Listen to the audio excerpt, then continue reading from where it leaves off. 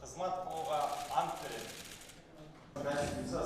Jana mizanları bıyık saat.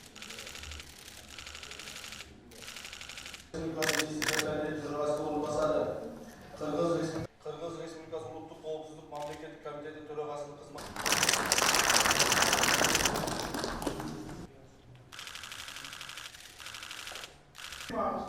Bir maksatlı.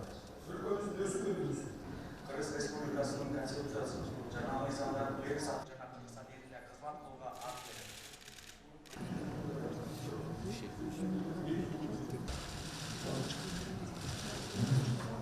Кутманова Динара Асиевнаны Борбордук. Жана мыйзамдарын быйыл сактоого бөлүнгүн милдет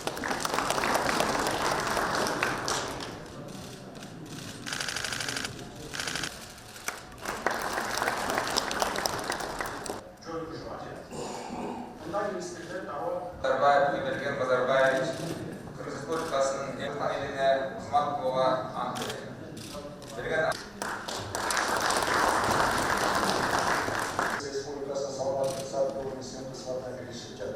Урматтуу министрлер кабинетинин төрагасы жана мүчөлөрү жаңы жооптуу кызматка дайындалышыңыздар менен куттуктайм.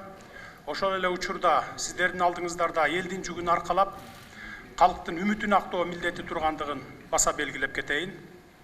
Мамлекетибиздин, элибиздин келечеги үчүн жан үрөп, талыкпай тынымсыз иш алып барасыздар деген ишеничим бар.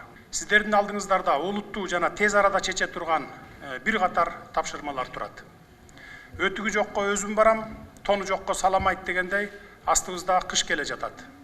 Министрлер кабинети элдин камын көрүп, даярдык иштерин активдүү улантыңыздар. Көрбөйт деп ууру кылба, укпайт деп ушак айтпа дегендей, сиздердин ишмердүүлүгүңүздөр коомчулук менен бирге мамлекет башчысы катары менин дагы тыкыр көзөмөлүмдө болорун эсиңиздерге сала кетейин. Ошондуктан ар бириңер мамлекеттик кызыкчылыкты бийик тутуп, өзүңөргө жүктөлгөн тиешелүү иш милдеттерди таза, так, ыкчам аткарышыңыздар зарыл. Бул ирет элдин бийликке болгон ишенимин кайтарып берели. Күнү түн иштеп, мамлекетти оор абалдан алып чыгууга татыктуу салым кошуу сиздердин өлкө алдындагы адамдык дагы, жетекчилик дагы милдетиңиздер. Мындан ары талаптар катуу болот. Жарандардын кайрылуулары жоопсуз калбай, оң жагына ыкчам чечилүүгө тийиш. Министрлер кабинетинин мүчөлөрү элдин жашоосу менен жакындан тааныш болушу керек. Элге жакын болуп, аймактардагы көйгөйлөрдү жатка билишиңиздер зарыл. Ошону менен бирге аймактардагы көйгөйлөрдү чечүү жолдорун өзүңүздөр дагы билгениңиздерди сунуштаңыздар. Жалпы министрликтер мыйзам чыгаруу органы болгон жогорку кеңеш жана башка аткаруу органдын жетекчилери, аймактардагы жергиликтүү өз алдынча башкаруу органдары, айыл өкмөттөрдүн башчылары менен тыгыз иштешүүнү талап кылам. Мурдагыдай жогорудан буйрук берип коюп күтүп отурмай, статистикалык маалыматтарды чогултмай, аймактарга же түзүмдүк бөлүмдөргө дүжүр жоопторду берип коюп, маселени натыйжалуу чечпей, бюрократиялык кылып, эптеп кутулмай көрүнүштөр жоюлушу кажет. Мындай министрлер дароо кызматтан алынасыңар. Урматтуу эл өкүлдөрү, министрлер кабинетинин жаңы курамы жана президенттик администрациясынын түзүмү толук куралып бүттү. Жаңы курамдар сиздер менен макулдашылды. Буга чейин да айтып келгем, бул иретте айтып кетейин. Мен былтыр чоң жоопкерчиликти мойнума алгам. Мен ал жоопкерчиликтен качмаймын, жана алган багытымдан кайтпаймын. Эл мага таянса, мен элиме таянам. Элдин мүдөөсү менен жаңы баш мыйзамды кабыл алганбыз. Иштөө үчүн эми бардык шарттар түзүлдү. Эми элдин жашоосун мындан ары жакшыртып, экономикабызды барган сайын көтөрүү ниетинде болушубуз керек.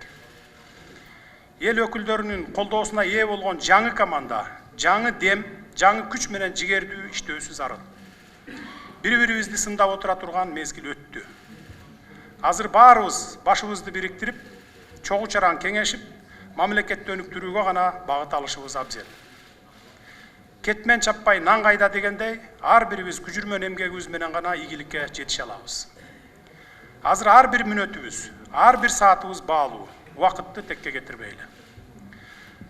Кылган ар бир ишибиз жыйынтык алып келүүгө багытталышы керек. Ишиңиздерге дагы бир жолу ийгилик каалаймын. Эл үчүн, мамлекет үчүн ак кызматыңыздарды арттыра бериңиздер. Кудай буюрса, бул өкмөт туруктуу иштейт деп ишенем. Мүмкүн болушунча узак убакыт иштеш керек деген ойдомун. Анткени эгемендүүлүк алган 30 жыл ичинде 35ке жакын өкмөт алмашып кетти.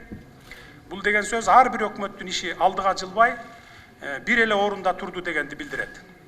Анткени ар бир өкмөт экономикалык, социалдык программаларын даярдап бүтүп, мына эми иштеп баштайын дегенде алмашып кетип жатышты. Ошондуктан биз февраль айынан бери экономикалык жана башка бардык тармактар боюнча 5 жылдык программабызды даярдап бүтүп, кече күнү жарлык менен бекиттим жана дароо эле өкмөттүн жаңы курамына ушул программаны ишке ашыруу милдетин жүктөп, сиздердин макулдук берүүңүздөргө жөнөттүм. Колдоп бергениңиздер үчүн дагы бир жолу терең ыраазычылык сиздерге. Эми учурдан пайдаланып, дагы бир маселе боюнча айта кетейин. Мына алдыда парламенттик шайлоо келе жатат. Көпчүлүгүңүздөр кайрадан шайлоого катышып жатасыздар. Кай бириңиздер партия менен, кай бириңиздер бир мандаттуу аймактардан.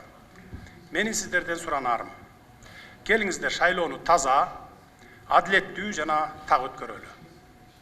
Талапкерлер, партиялар, сиздер тараптан добуш сатып алууну токтотсоңуздар, административдик ресурсту колдонбоо жагын мен токтотуп берейин. Буга эрким да, күчүм да жетет.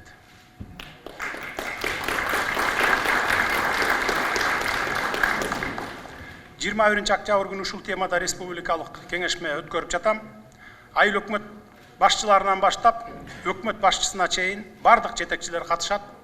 Чакырылгандардын арасында сиздер да барсыздар. Шайлоого катышып жаткан партия башчылары да бар. Ошол жерде бардык мамлекеттик структуралык жетекчилерге шайлоону таза жана так өткөрүү боюнча катуу тапшырма берем. Мурдакыдай мугалим, врач, айыл өкмөт, аким жана башка мамлекеттик кызматта иштегендер кайсы бир партияга же талапкерге үгүт жүргүзүшүнө бөгөт коебуз. Түп тамырынан андай аракеттерин кыркабыз. Бул жолу элдин эркин тандоосун камсыз кылабыз. Эгер кайсы бир мамлекеттик кызматкер шайлоого аралашып, кайсы бир партияга же талапкерге иштеп жүргөнүн аныктасак, кызматтан алып эле тим болбостон, кызмат абалынан кыянаттык менен пайдаланганы үчүн жазага тартабыз.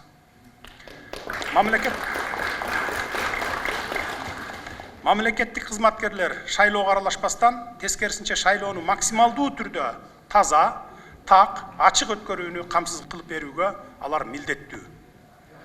Ал эми элдин добушун сатып алам дегендерге бөгөт коюу үчүн жалпы элдин, таза талапкерлер, таза партиялардын жардамы керек болот.